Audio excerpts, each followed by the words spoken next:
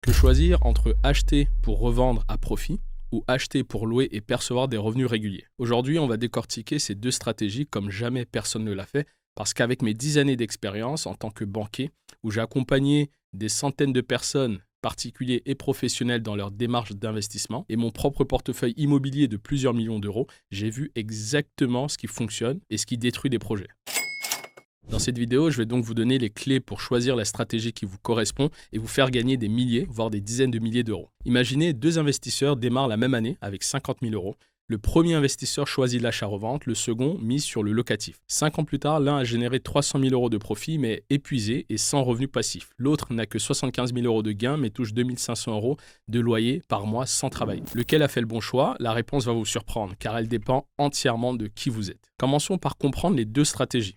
La première, l'achat-revente ou flip immobilier. L'idée, c'est ici d'acheter un bien immobilier, peut-être le rénover, le valoriser, puis le revendre relativement rapidement, donc en quelques mois ou quelques années.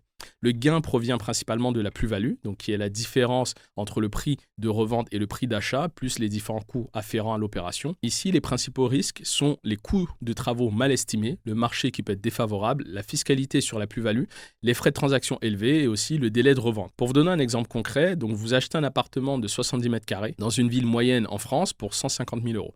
Vous investissez 30 000 euros en rénovation complète, cuisine, salle de bain, peinture, sol, etc. Vous revendez ce bien 6 mois plus tard à 210 000 euros. Le profit brut est de 30 000 euros, mais attention, il faudra déduire donc les frais de notaire à l'achat, environ 7 à 8% sur l'achat d'un bien ancien, donc à peu près 11 000 euros. Vous allez déduire aussi les frais d'agence à la vente, 3 à 5%, soit 8 000 euros, les intérêts du crédit relais, 2 000 euros, l'impôt sur les plus-values, donc 19% plus 17,2% de prélèvements sociaux pour un particulier, donc ce qui fait environ 3 000 euros, donc si vous avez choisi le statut LMNP notamment, ou alors une taxation au régime BIC. Vous avez un profit net réel entre 6 000 et 15 000 euros selon votre structure juridique. Si vous faites au moins une opération de ce type par an, sur 20 ans, vous pourrez avoir un patrimoine financier net de 120 000 à 300 000 euros selon votre activité immobilière. Et selon une étude de l'INSEE, la marge moyenne des marchands de biens professionnels se situe entre 15 et 25% du prix de vente, mais attention, pour les débutants, elle est souvent inférieure à 15%. Les caractéristiques clés d'une activité d'achat-revente vont être la liquidité immédiate du capital après revente. Aussi, l'activité nécessite une bonne connaissance du marché local, exige du temps et de l'énergie, notamment la gestion des travaux, des artisans, etc. Et enfin, une fiscalité potentiellement lourde, sans oublier que vous n'avez pas vraiment de revenus passifs. Passons maintenant à l'investissement locatif, qui est la stratégie préférée des investisseurs patrimoniaux. Ici, vous achetez un bien pour le louer, donc plutôt sur du long terme. Votre objectif est de générer des revenus passifs mensuels et constituer un patrimoine qui s'appréciera dans le temps. Pour reprendre le même exemple, vous achetez un appartement de 70 mètres carrés à 150 000 euros, vous empruntez environ 135 000 euros avec un apport de 15 000 euros plus les frais de notaire. Vous avez un loyer mensuel de 750 euros, donc soit un rendement brut de 6%. Ici, je fais exprès de prendre un loyer bas, car vous n'avez pas optimisé votre opération immobilière, par exemple en n'ayant pas choisi le bon mode d'exploitation de votre bien. Vous avez comme charge mensuelle un crédit bancaire sur 20 ans à 4%, donc 820 euros par mois environ. Vous avez une taxe foncière, disons, de 80 euros par mois. Vous avez une assurance PNO aux propriétaires non occupants de 30 euros par mois. Et donc une gestion locative en option de 70 euros par mois et on va dire une provision pour travaux de 50 euros par mois. Le total des charges sera de 1 050 euros par mois et un cash flow mensuel négatif de 300 euros. Et là, vous vous dites que vous perdez de l'argent chaque mois, c'est bien ça? Alors oui, sur le papier, mais je vous explique la magie du locatif. Vous avez bien entendu l'amortissement fiscal, donc si vous êtes en LMNP, vous pouvez amortir le bien et déduire les intérêts d'emprunt en réduisant ainsi votre imposition. Vous avez aussi le locataire qui rembourse votre crédit, donc les 750 euros de loyer remboursent une partie de votre prêt. Vous avez l'appréciation du bien dans le temps, car l'immobilier prend en moyenne 3,5% par an sur le long terme, et sur 10 ans, votre bien pourrait bien valoir 210 000 euros environ. Et vous avez le patrimoine qui est constitué, car au bout de 20 ans, vous êtes propriétaire d'un bien immobilier de 250 000 euros, donc l'estimation avec l'inflation. Vous avez un bien qui est donc payé en grande partie par vos locataires. Pour faire le calcul sur 20 ans, vous avez un capital investi réellement qui sera de 15 000 euros, donc l'apport personnel, plus 300 euros de cash flow négatif sur 240 mois, ça fait à peu près 87 000 euros. Vous avez une valeur du patrimoine à la fin qui sera de 250 000 euros, donc une plus-value nette de 163 000 euros, avec bien sûr 750 euros par mois qui tombent tous les mois, donc comme revenu passif après remboursement de votre crédit. Pour vous donner quelques chiffres du marché, d'après la Fédération nationale de l'immobilier, en 2024, le taux de rendement locatif moyen en France se situe entre 4 et 7% selon les villes, et les métropoles régionales offrent généralement les meilleurs ratios rendement-risque. Vous commencez à voir la différence, mais attendez, on n'est qu'au début. Continuons car maintenant, on va comparer ces deux stratégies sur 7 critères essentiels que personne ne vous explique réellement. Le premier critère, c'est le capital de départ. En achat-revente, le capital de départ peut être relativement important et doit être disponible immédiatement. Pour notre exemple, il vous faut mobiliser donc entre 50 000 et 80 000 euros qui vont être pour donc l'achat, les travaux, les frais annexes. Et même avec un crédit relais, les banques demandent entre 20 et 30% d'apport. Pour du locatif, donc le capital de départ est un peu plus accessible car avec 15 000 à 20 000 euros donc d'apport, vous pouvez démarrer votre projet. L'effet de levier bancaire joue à fond ici, donc sur du locatif. Sur ce premier critère, on peut conclure que le locatif est un peu plus accessible, surtout pour démarrer. Concernant le deuxième critère, ça va être le temps nécessaire pour faire l'opération immobilière. En achat-revente, c'est un travail à temps plein, ou presque, car vous devez donc chercher les bonnes affaires, car ici on cherche des biens à acheter largement en dessous du prix du marché pour aller chercher une plus-value à très court terme. Ici, il faudra aussi donc gérer des travaux, les rendez-vous avec les artisans, les contrôles et suivis de chantier, car comme le profit dépend souvent de la valorisation de votre bien, il est nécessaire de suivre activement les travaux. Il faudra aussi donc gérer la revente, les visites, les négociations, etc. Un projet donc peut vous prendre en moyenne entre 6 à 8 mois de votre temps intensif. Le locatif, il faudra bien sûr aussi chercher les bonnes affaires, donc, mais avec un peu moins d'exigence, car même si le bien s'autofinance, on peut compter sur un enrichissement avec le remboursement du capital emprunté grâce au locataire et aussi donc, sur la valorisation du bien et donc une plus-value sur du long terme. Il faudra naturellement aussi gérer des travaux sans que cela soit une nécessité absolue. Il peut s'agir d'un simple rafraîchissement à faire avant mise en location. Et après la mise en location, donc, tout peut être quasiment automatique pour du locatif, que ça soit avec un bon gestionnaire, donc vous avez entre 1 heure, allez 2 heures par mois, ou encore en gestion directe, disons que vous êtes plutôt entre 2 heures et 3 heures par mois. Donc sur ce deuxième critère, on peut dire que le locatif libère un peu plus de votre temps. Le troisième critère, ça va être le niveau de risque. En achat-revente, les risques sont plutôt élevés car il peut avoir un dépassement de budget de travaux, ce qui arrive dans 65% des cas, selon la Fédération française du bâtiment. Le deuxième risque, c'est le bien qui peut ne pas se vendre avec des coûts de portage immobilier qui s'accumulent. Vous avez aussi la possibilité d'un retournement de marché pendant votre opération immobilière ou encore des malfaçons, des vices cachés pendant les travaux. Donc un seul projet raté peut anéantir des mois de travail et d'économie. Concernant le locatif, les risques sont considérés comme plutôt modérés et gérables. Il y a bien sûr la vacance locative, car vous avez une moyenne nationale en France de 8,1% selon l'INSEE de vacances locatives. Vous avez les impayés de loyer, c'est une réelle peur pour beaucoup de personnes, même si ce risque peut être mitigé avec les assurances type GLI, Visal, etc.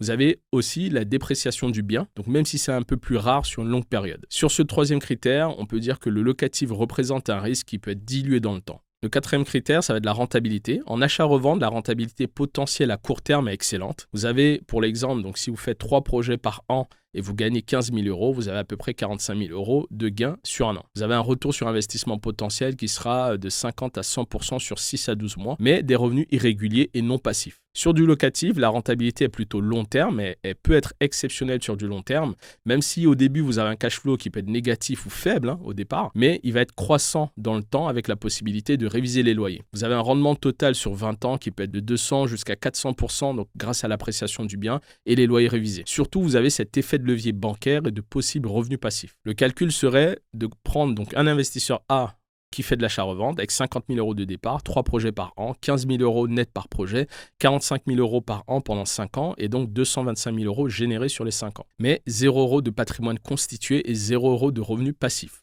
L'investisseur B, donc il est sur du locatif, il a 50 000 euros de départ, il fait l'acquisition de 3 biens immobiliers en 5 ans, il a un cash flow qui est évolutif et au bout de 10 ans, donc il a 3 biens qui valent 450 000 euros et génère 2 250 euros par mois de revenus passifs. Donc sur ce quatrième critère, à court terme, l'achat-revente a un gain rapide et un décaissement plus court. Mais à long terme, le locatif a un gain stable et prévisible. On va voir maintenant un cinquième critère, la fiscalité. Parlons argent réel après impôt. Sur l'achat-revente, vous avez une fiscalité qui est quand même importante. Pour les particuliers, vous avez une plus-value immobilière de 19%, donc plus 17,2% de prélèvements sociaux, ce qui vous fait une imposition à 36,2%. S'il y a une activité habituelle, attention au passage donc au régime BIC avec taxation sur les bénéfices. En statut professionnel, vous avez la possibilité d'optimiser, mais vous pouvez avoir donc de la TVA sur marge dans certains cas avec des cotisations sociales. Pour vous donner un exemple concret, sur 45 000 euros de gains annuels, vous pouvez avoir à payer entre 15 000 à 20 000 euros d'impôts et de charges selon votre statut. Sur du locatif, la fiscalité est optimisable. Vous avez les régimes comme LMNP, donc avec l'amortissement du bien, les déductions de charges et d'intérêts. Vous avez aussi donc les revenus fonciers qui sont imposés, mais après déduction, vous aviez aussi la possibilité de défiscalisation avec certains des dispositifs fiscaux comme de Normandie, Malraux, etc. Pour vous donner un exemple concret, donc sur 9 000 euros de loyer annuel grâce à l'amortissement LMNP, vous ne payez souvent aucun impôt sur les premières années. Donc sur ce critère, le locatif offre une meilleure optimisation fiscale. Le 6e critère, ça va être l'effet de levier bancaire. Donc c'est un point crucial que je connais parfaitement après avoir passé plus de 10 ans en banque. Sur l'achat-revente, les banques sont très méfiantes. Vous avez des taux plus élevés car vous demandez un crédit court terme. Les banques vont aussi exiger un apport plus important, entre 20 et 30%. Et vous avez des garanties importantes aussi qui sont demandées. Ce qui peut malheureusement causer une difficulté pour vous à enchaîner les projets. Pourquoi ? Simplement parce que la banque ne voit pas de revenus récurrents et n'est pas hyper à l'aise de faire du ponctuel. Je me rappelle d'ailleurs d'un dossier de marchand de biens que j'avais financé en banque pour un projet d'acquisition d'un bien immobilier autour de 500 000 euros, pour une revente possible autour de 680 000 euros après travaux d'environ 70 000 euros. Quand j'ai défendu ce dossier pour des clients donc avec qui j'avais une bonne relation commerciale, car je les avais accompagnés sur d'autres projets, je me rappelle que mon directeur d'agence, dans un premier temps, a refusé qu'on finance ce projet, disant presque mot pour mot que la banque n'a pas vocation à enrichir des gens et aussi qu'il ne voulait plus accompagner des marchands de biens. J'ai bien sûr défendu le dossier car le projet tenait la route et il était surtout rentable. Donc finalement, on les avait financés, mais avec un apport important de leur part, environ 200 000 euros de mémoire et un délai assez court pour pouvoir revendre le bien. Concernant le locatif, il n'y a pas tout ça, parce qu'en général, les banques, elles préfèrent le locatif, elles vont demander un apport autour de 10%. Vous avez aussi des taux qui sont un peu plus attractifs car vous demandez un crédit sur du long terme. Aussi, les revenus locatifs espérés vont rassurer la banque et vous avez cette possibilité d'emprunter à nouveau grâce au loyer du précédent bien immobilier. Pour vous donner mon retour d'expérience de banquier, autant j'ai refusé pas mal de dossiers d'achat-revente par manque de garantie, mais j'ai pourtant accepté des dossiers locatifs sans apport car le business model est plus solide. Le locatif permet finalement, si vous voulez, de scaler votre patrimoine grâce à cet effet de levier bancaire. Donc sur ce critère, le locatif va maximiser l'effet de levier. Avant de continuer, sachez que si vous voulez aller encore plus loin et apprendre concrètement comment est-ce qu'on négocie avec les banques grâce à mon expérience de banquier et comment est-ce que vous pouvez structurer les investissements pour optimiser votre fiscalité, j'ai créé une formation complète où je vous accompagne pas à pas dans votre projet immobilier, que vous visiez l'achat-revente, que vous visiez le locatif ou les deux. Consultez le lien juste en dessous de la description pour aller plus loin. Le 7e et dernier critère, c'est la pérennité et la transmission. En achat-revente, vous devez constamment recommencer, donc toujours aller chercher une nouvelle opération immobilière. Si vous avez un arrêt d'activité, vous n'avez aucun revenu en face. Donc pas de patrimoine aussi à transmettre potentiellement à vos héritiers. Vous êtes finalement un travailleur plutôt qu'un investisseur. Dans le locatif, vous avez donc un patrimoine qui se constitue automatiquement dans le temps et vous avez cette transmission possible à vos héritiers. Vous avez des revenus passifs donc à vie après remboursement de votre crédit et vous êtes ici un investisseur plutôt qu'un travailleur. En fait, plus concrètement, le locatif va créer des actifs, l'achat-revente va créer du cash. Sur ce dernier critère, le locatif donc, va permettre de construire un patrimoine plutôt durable. Attention, cette vidéo n'est pas pour faire de l'achat-revente bashing, de faire un discours contre l'achat-revente, loin de là, car j'en fais moi-même. Mais je pense que chaque stratégie, qu'elle soit achat-revente, qu'elle soit sur du locatif, va correspondre à un certain profil, qu'on va voir maintenant. L'achat-revente, selon moi, va convenir parfaitement si vous cochez au moins 4 de ces 6 critères. Le premier, ça va être si vous avez du capital disponible minimum de 50 000 euros, donc qui peuvent être mobilisables sans que cela fragilise votre situation financière. Le deuxième critère, ça va être si vous avez du temps libre, donc au moins 15-20 heures par semaine pour gérer vos projets activement. Si vous avez aussi des compétences ou un réseau dans le bâtiment, que ce soit architecte, artisan ou d'excellents contacts, pour donc avoir des économies massives sur les travaux notamment. Aussi, si vous avez une bonne appétence au risque et vous aimez l'action et les projets court terme, vous détestez la routine, vous adorez les nouveaux défis. Ou alors si vous avez besoin de cash rapidement, que ce soit pour un complément de revenus, pour rembourser des dettes par exemple, ou alors financer un projet urgent. Et enfin, je dirais si vous êtes un excellent négociateur ou vous avez une bonne analyse de marché, donc vous savez repérer les opportunités que les autres ne voient pas. Pour vous donner une sorte de persona, un profil type d'achat-revente, ça va être Marc, qui est artisan plombier, la petite quarantaine, il a 70 000 euros d'économie et un excellent réseau d'artisans. Il fait 2 à 3 projets d'achat-revente par an en gérant lui-même à 50% les travaux. Résultat, il a 40 000 euros de profit annuel net en travaillant intelligemment sur ses soirées et week-ends. Mais attention, Marc n'a pas de patrimoine constitué et devra donc travailler jusqu'à sa retraite pour maintenir ses revenus. Par contre, le profil qui correspondrait à de l'investissement locatif, selon moi, ce serait une personne qui cocherait au moins 4 des 6 prochains critères. Le premier, c'est donc si vous visez la liberté financière à moyen, long terme. Ici, on parle donc sur 10 à 20 ans, pas sur les 6 prochains mois. Et aussi, donc, si vous avez des revenus stables et une bonne capacité à emprunter. Donc des salaires ou revenus professionnels qui vous permettent d'absorber un éventuel cash flow négatif temporaire. Ou alors, vous voulez peut-être des revenus dits passifs, vous ne voulez absolument pas échanger votre temps contre de l'argent indéfiniment. Aussi, si vous avez peu de temps libre, donc vous êtes peut-être cadre, chef d'entreprise ou parent avec peu de temps disponible. Et je dirais aussi, si vous cherchez à optimiser votre fiscalité, donc vous avez des dispositifs de défiscalisation et l'amortissement qui vous intéresseraient. Et enfin, je dirais, si vous voulez constituer un patrimoine transmissible, donc là, vous pensez à vos enfants, à votre succession, à votre retraite. Ici, le persona, le profil type, ça va être Sophie, 35 ans, qui est cadre dans une multinationale. Elle a un salaire, disons, de 55 000 euros par an. Elle a peu de temps, mais veut préparer sa retraite. Elle achète un T2 de 120 000 euros avec 12 000 euros d'apport et un cash flow qui est évolutif pendant les premières années, donc qui passe rapidement positif. Et quelques années plus tard, disons 10 ans plus tard, elle a 3 appartements d'une valeur totale de 380 000 euros qui génèrent plus de 1 800 euros de revenus mensuels après remboursement de ses crédits. Sophie peut envisager de quitter son emploi à 50 ans si elle le souhaite.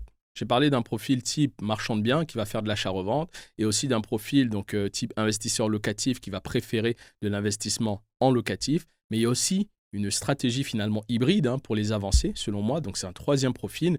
Et selon moi, c'est vraiment le secret des 10% qui réussissent vraiment, car ils combinent les deux. La stratégie du cercle vertueux, je dirais, c'est de donc, démarrer avec de l'achat-revente, potentiellement, notamment quand vous achetez votre résidence principale, afin de générer du cash rapidement. Vous réinvestissez ce cash dans du locatif pour construire du patrimoine. Ainsi, les loyers vous permettent d'emprunter davantage, puis vous continuez occasionnellement l'achat-revente pour booster votre trésorerie. Mais attention, cette stratégie va demander donc une excellente maîtrise des deux approches, les avantages et les inconvénients de chaque approche. Va aussi nécessiter un capital de départ plutôt conséquent, ou alors du temps pour le générer. Une bonne maîtrise aussi de la rénovation, primordial quand vous voulez faire des travaux. Et enfin, je dirais des connaissances pointues en fiscalité. C'est exactement ce que je propose dans la formation Immo Mastery que vous avez en dessous de la vidéo.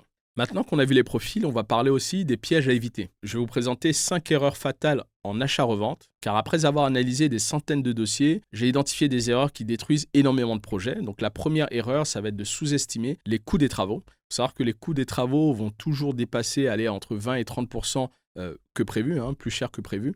Provisionner large, selon moi. La deuxième erreur, c'est donc d'acheter au mauvais prix. Si vous n'achetez pas avec au moins 15 à 20% de décote, vous ne gagnerez rien. N'oubliez pas que la rentabilité se fait à l'achat, donc pas à la revente. La troisième erreur, c'est de choisir le mauvais marché. Un quartier, des fois, qui se gentrifie peut prendre plusieurs années. Donc analysez bien les données statistiques, analysez les projets d'urbanisme, les transports, les commodités, analysez absolument tout, la demande, l'offre sur ce marché. La quatrième erreur, c'est de négliger la fiscalité. Il faut savoir que sans structure adaptée, 40% de vos profits partent en impôts. La cinquième erreur, c'est de mettre de l'émotion dans votre investissement, puisque tomber amoureux d'un bien immobilier, c'est un produit, n'oubliez pas ça. Donc ce n'est pas votre future maison, soyez froid, calculateur et méthodique dans votre investissement. Maintenant, les 5 erreurs fatales en locatif, ça va être la première, donc d'investir avec un rendement inférieur à 5% brut, car en dessous, votre cash flow sera trop négatif et vous risquez l'asphyxie financière. La deuxième erreur, bien souvent constatée, c'est de négliger l'emplacement. On dit toujours la localisation, la localisation, la localisation. Cette maxime reste absolument vraie. Un mauvais emplacement, c'est une vacance locative et une dépréciation de votre bien. La troisième erreur, c'est de mal choisir son locataire pour du coup éviter les impayés, car ça peut vite vous coûter cher. Vérifiez bien les dossiers, les fiches de paye, les garants. Prenez une garantie loyer impayé si vous le souhaitez. Optimisez encore une fois auprès d'une agence la possibilité d'être couvert malgré les impayés. Filtrez un maximum vos dossiers locataires. La quatrième erreur, ça va être d'acheter des biens atypiques. Vous prenez l'exemple d'un T5 avec une vue sur le cimetière. Ça va être quand même très difficile de le louer ou de le revendre. Ça, c'est vraiment un retour d'expérience. J'ai visité des biens qui avaient vu sur le cimetière. J'étais là, compliqué.